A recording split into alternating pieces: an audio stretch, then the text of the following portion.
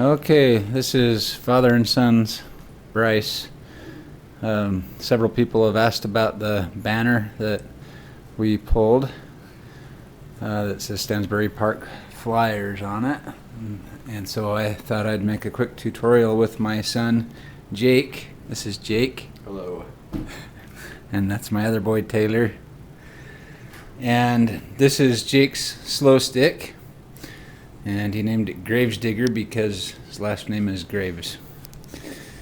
The way that we made the slow stick is pretty unique, or the way we made it to pull the banner. And I'm going to have Jake film this, and I'll show you how we did it. And I'll flip it over and show you the quick release mechanism that we made. Oh, and we need to turn the radio on. We wanted to make the quick release something that was easily removable, and so this wooden mount, if you see, we've notched it and it's easily mounted onto the slow stick with Velcro, and in about 15 seconds you can take it on and off. I'm going to plug the battery in and show you how it works. So on the gear switch, Jake over here, on my Spectrum DX6i, the gear switch is this one, and then show them how the quick release works. The fishing line, we have a swivel on the other end, and in fact I'll show you the swivel right here. This is connected to the fishing line. I don't know if you'll be able to see it or not. And then when we when we're ready to hook the banner to the swivel, can you get up on top where they can see? Then I just hold the swivel there and close it. Whoops. And then it's attached. The string is attached. I don't know if you can see that or not. And then when we're pulling the banner in the air and before we're ready to land, there's tension on this from the banner pulling, and I just flip the landing gear switch and it releases. So I don't know if you could see that. I'll try it one more time. Can you see it in the video, Jake? Mm-hmm. Okay, try it one more time. So it's really reliable and dependable, and you just pop it loose. So there it goes. And then let me show you the banner and how we made that. And Jake, be really careful not to bump the plane or the radio because it's plugged in. So on the banner itself, I've probably got about, I don't know, 8 or 9 feet of fishing line with the swivel on one end and the fishing line. And then that extends all the way down to another swivel, another fishing swivel. And it's probably hard to see in this, but there is a fishing line that goes top to bottom in a loop. So you might not be able to see, but the fishing line just extends down here like that. And the swivel is loose, free to travel back and forth up and down this fishing line. So that regardless of how the plane is pulling it, the swivel can move up and down the line to where it needs to pull it straight. The banner is it's got a wooden dowel at the very front, and again that fishing line is tied to the top and to the bottom over here. I put a ping pong ball on the bottom with a washer on top.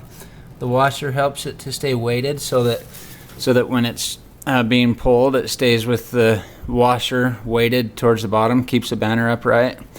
And then the reason I put the ping pong ball on is because the ping pong ball is light, but mainly because if for any reason on takeoff we have to drag a little bit the banner, then the stick won't catch into the dirt, into the ground, or on the asphalt. And that should work pretty well. And then if for some reason the mechanism doesn't work and we need to land with the banner attached, then dragging the banner with the ball attached to the stick should prevent the stick from sticking into the ground and causing a crash. The plastic is just a very, if you can see how thin it is, it's very, very thin plastic. And I got that, it's a painter's plastic.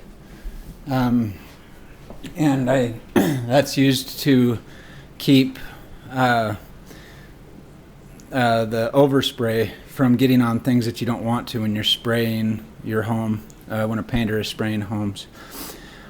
And I just cut it out of, I think the sheets are 8 feet long. They're meant to go top to bottom, covering the walls when you're wanting to protect them.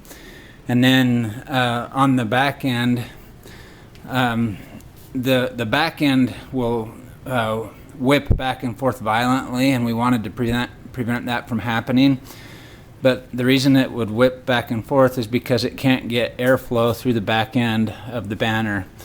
And so by adding these streamers at the back, that extends the banner length overall, but it allows the streamers to move back and forth, and they can move back and forth violently, but it allows air to pass in between them, and they're just taped on to the plastic. I think you could do the same thing to protect the back of the banner just by putting some holes in the back to allow air to pass through it without ripping the rear of the banner. Anyway, hopefully this answers some questions. It's really very easy, and what I like most is that this is easily removable, so that when we're not pulling a banner, all we have to do is undo these 2 pieces of Velcro and it comes right off. The servo is just a cheap 9 milligram or 9 mg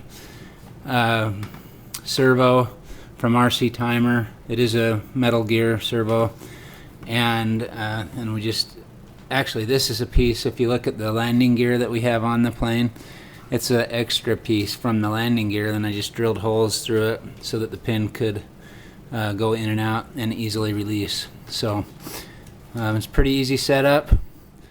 And I guess if you have further questions, you can send me a message on the website on rcpowers.com.